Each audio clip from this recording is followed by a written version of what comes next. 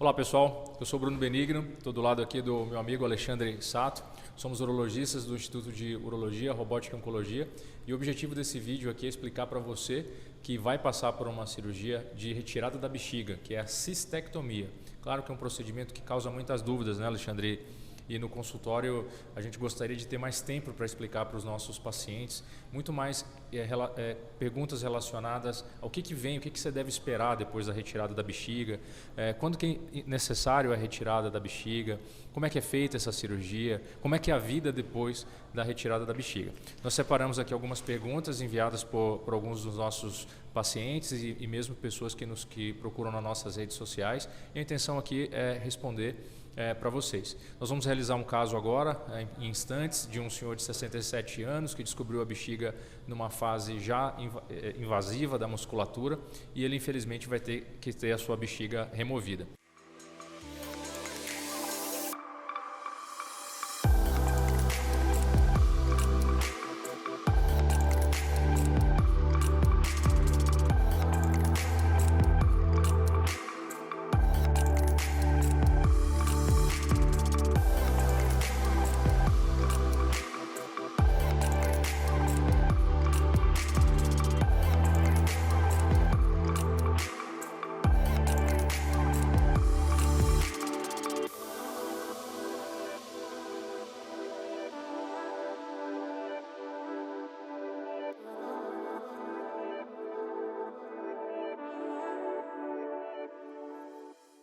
Alexandre, primeira pergunta que eu quero, bem-vindo e obrigado pelo seu tempo. E a primeira pergunta aqui enviada pela Kátia, ela quer saber quando é preciso retirar a bexiga? Tá com você. Bom, basicamente a gente tem duas situações em que o paciente precisa retirar a bexiga, né? O primeiro é quando aquele paciente que já tem uma invasão da camada muscular, então esse seria o primeiro paciente que deveria tirar a bexiga, e o segundo paciente é aquele paciente que, apesar de não ter uma invasão da camada muscular, passou por algum tratamento, tipo a gencitabina ou a BCG, e acabou se tornando refratário a esse tratamento, ou seja, o paciente que mesmo fez as terapias de preservação vesical com gencitabina ou onco-BCG e acabou mantendo o quadro de carcinoma de alto grau, apesar de não ter invasão da muscular. Perfeito. Perfeito. Isso que o Alexandre está colocando é que basicamente existem duas apresentações do câncer de bexiga. A primeira apresentação é aquela que o tumor é superficial, fazendo uma analogia como se fosse a cavidade à boca, onde ela não invade, né, a parte da musculatura da bexiga. E essa informação de invasão ou não da musculatura é importante porque é no músculo que tem a grande quantidade de vasos sanguíneos, né, Ale? E o problema da doença é quando ela atinge os vasos sanguíneos, ela pode disseminar para outros órgãos e aí a doença passa a não ter mais cura. Então, a única possibilidade de uma pessoa ficar curada do câncer de bexiga é quando a gente chega a tempo e ela não disseminou ainda para outros órgãos, que é o que a gente chama de doença com metástase. A boa notícia é que 70% de todas as pessoas que descobrem o câncer de bexiga, felizmente, não tem a doença invasiva, né, Alexandre? E uma outra pequena parcela desses 30% que já tem a doença invasiva, 15% já tem metástase. Infelizmente, a gente chega num estágio em que a doença não é curável. Então, retirada da bexiga só é indicada para pessoas que têm doença invasiva e que não têm metástase, tá? Então acho que esse é o ponto importante. Alexandre, aqui quem pergunta para a gente é o Marcel. Ele quer saber o seguinte: é possível uma pessoa viver sem bexiga? Claro, a pessoa pode viver sem bexiga porque exatamente a gente reconstrói a bexiga, não propriamente com uma bexiga própria, mas com alças de intestino. Então a gente reconstrói com alças de intestino delgado ou intestino grosso e reconstrói a bexiga, como se fizesse uma neobexiga nesse paciente. Então ele pode viver sem bexiga sem problema nenhum. Isso, uma vez que a bexiga ela tem a função de armazenamento, né? Claro, todo mundo sabe da urina, e a bexiga ela não tem nenhuma outra função biológica específica, ela não produz nenhum hormônio, ela não é responsável por nenhuma absorção de nutrientes. Então, a bexiga, embora seja um órgão extremamente importante, mas ele não é um órgão vital para o ser humano. Então, sim, é possível viver sem a bexiga. Próxima pergunta aqui eu vou responder, que é uma pergunta enviada pela Caroline. O que acontece quando se retira a bexiga? Bom, então existem dois cenários quando o paciente remove a bexiga.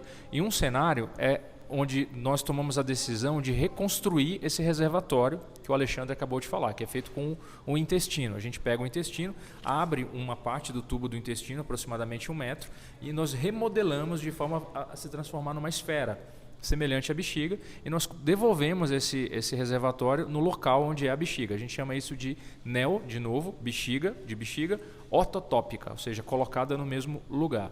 Então, é isso que acontece. O outro cenário, quando uma pessoa remove a bexiga, é onde não é possível, por alguma razão que o Alexandre vai já explicar, reconstruir a bexiga, esse reservatório, né? Então, nós desviamos a urina que vem do rim para um ducto, um tubinho que é colocado, feito esse tubinho com o intestino do paciente também, aqui no abdômen, na barriga. A gente vai colocar uma foto para vocês, para ter uma ideia. Então, isso a gente chama de conducto, é o conduto de urina, conduto ileal, ou mais conhecido por nós médicos como cirurgia de Bricker. Ok? Alexandre, em que situações você acha que não é o ideal reconstruir a neobexiga, né? Fazer um novo reservatório? Por que não fazer em todo mundo? Bom, aí tem alguns cuidados relacionados à neobexiga. Então, são pacientes que eventualmente têm que fazer o autocateterismo, então por não ser um órgão muscular propriamente dito, eles não conseguem esvaziar eventualmente toda a bexiga. Então eles têm que passar sondas pelo canal da uretra para poder esvaziar a bexiga. Então o paciente tem que ter uma certa destreza, né, uma certa capacidade de fazer esse autocateterismo. Pacientes que eventualmente são mais idosos têm já essa dificuldade, então talvez não sejam os melhores candidatos a fazer a neobexiga.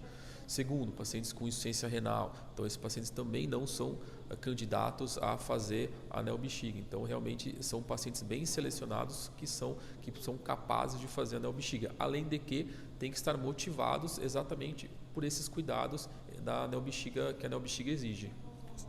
É bem isso que você falou. Uma terceira situação também que eu não indico a neobexiga é quando já houve uma invasão do tumor na uretra, né? Então não tem como, a gente vai ter que também operar, retirar a uretra, não é possível fazer essa neobexiga, né? Então não são todos os pacientes, eu diria para vocês que 8 em cada 10 pacientes a gente não consegue fazer não tem indicação de fazer essa reconstrução do reservatório, e é feito apenas a cirurgia de Bricker, que é uma excelente cirurgia e com bons resultados funcionais. Bom, a próxima pergunta aqui é da Ana Paula. Ela fala: como saber se o câncer de bexiga está avançado? Essa aqui eu vou responder, Ana Paula. Basicamente, a forma de saber, são duas formas de saber se o câncer de bexiga está avançado. Primeiro é fazer a raspagem da bexiga, que é na hora do diagnóstico, e o médico consegue, no microscópio, identificar se as células do câncer já estão profundas. Então, se elas estão aprofundadas ali na musculatura da bexiga, a doença é avançada. Outros exames que podem ser feitos para identificar se houve a ruptura dessas células do câncer para outros órgãos é a ressonância magnética, e existe um exame chamado PET, né, para identificar se houve essa disseminação da doença para outros órgãos. Então, basicamente, respondendo a sua pergunta, é através do resultado da biópsia e através de exames de imagem. O médico também consegue fazer através do exame físico, através do toque retal, então através de uma avaliação vaginal, no caso das mulheres, identificar se tem alguma irregularidade, algum sinal de que a doença tenha saído da bexiga. Então, basicamente, são essas as estratégias utilizadas. Pergunta aqui para o Alexandre. O Mariano pergunta: Alexandre, uma vez que a bexiga foi retirada, qual o tempo de recuperação de uma cirurgia de bexiga que tenha sido bem sucedida? Bom, a gente começa pelo próprio tempo de internação hospitalar. Esse paciente, por você fazer uma reconstrução com alça intestinal, demanda um certo tempo de internação hospitalar. Então, em média, esse paciente fica entre 7 a 10 dias de tempo de internação hospitalar. Tá?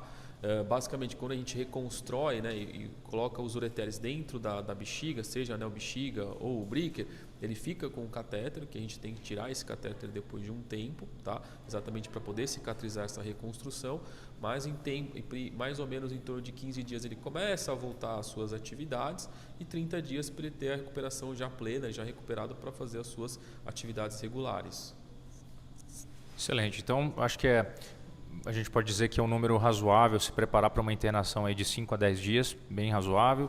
Geralmente o pós-operatório é feito na unidade de terapia intensiva para um cuidado melhor nas primeiras 48 horas desse paciente. Mas hoje a gente já tem um protocolo, né? Não a gente, é um protocolo já internacional que chama Protocolo ERAS, que é uma sigla do inglês, que são medidas que nós já começamos, inclusive, antes da cirurgia, no durante e depois da cirurgia, para estimular a movimentação desse paciente. Por exemplo, logo no pós-operatório imediato, esse paciente ele vai ser estimulado a ingerir líquidos, a gente estimula uma alimentação precoce, retira esse paciente da cama para ele não ficar muito deitado, sem movimentação, isso aumenta o risco de trombose, diminui o movimento do intestino.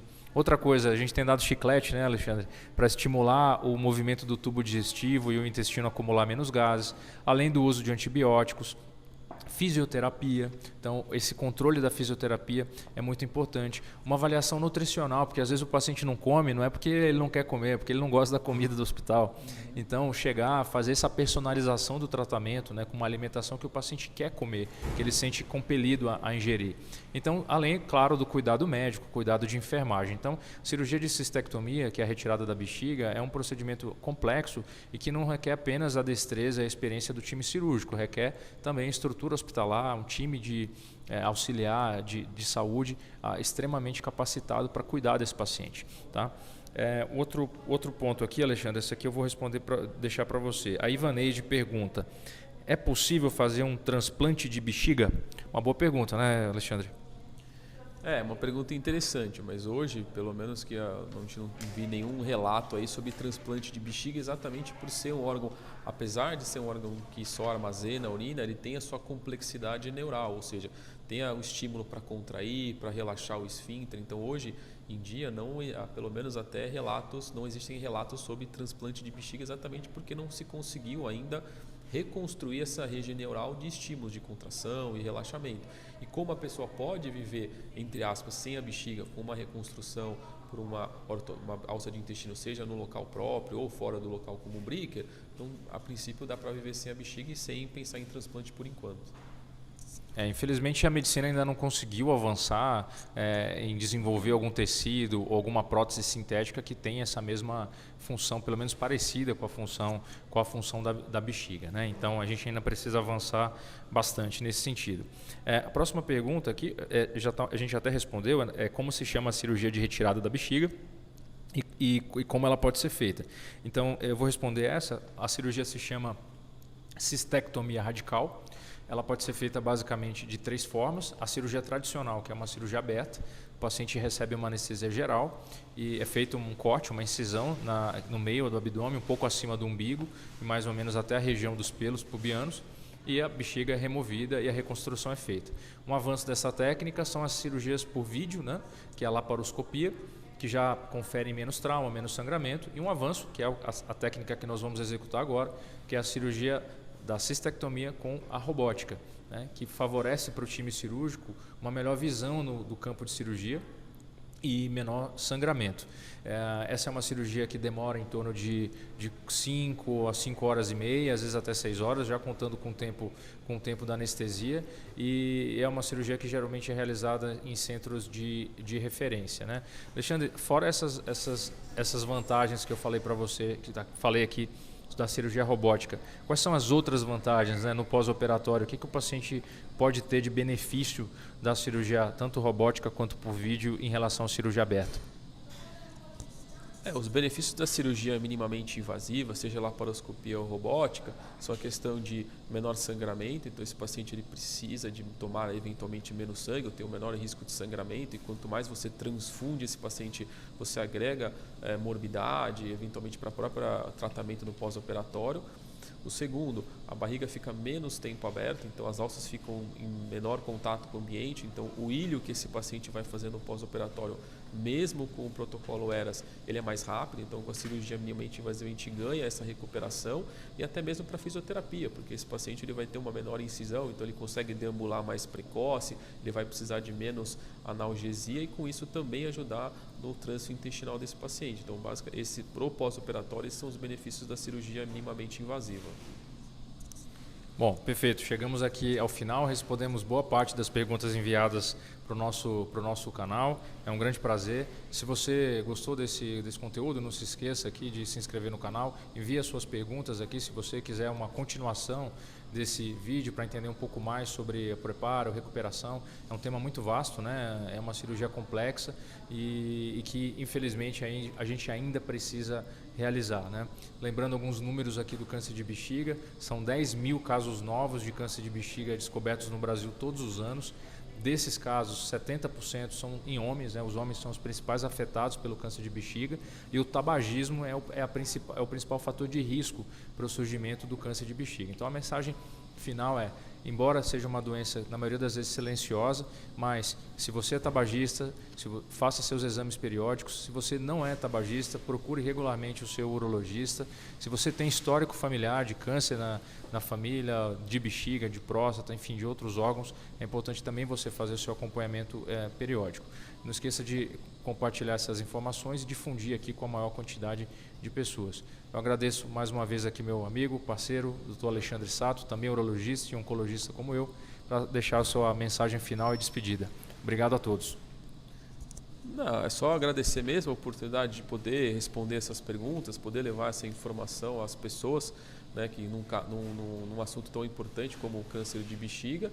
E se vocês para vocês curtirem, comentarem, mandarem dúvidas, que à medida a gente vai respondendo e tendo esse contato com vocês. Até logo. Isso aí, vamos lá para mais um caso, né, Alexandre? Um abraço. Falou.